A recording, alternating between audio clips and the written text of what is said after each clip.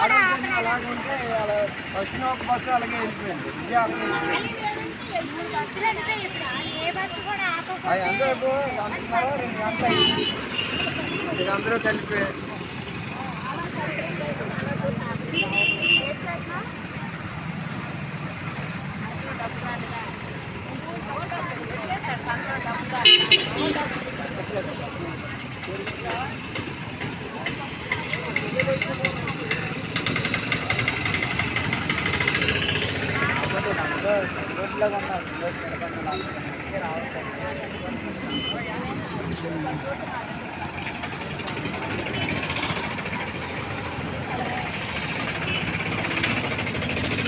బస్సులు ఆపటం లేదని మహిళలు ఆవేదన చెందుతున్నారు.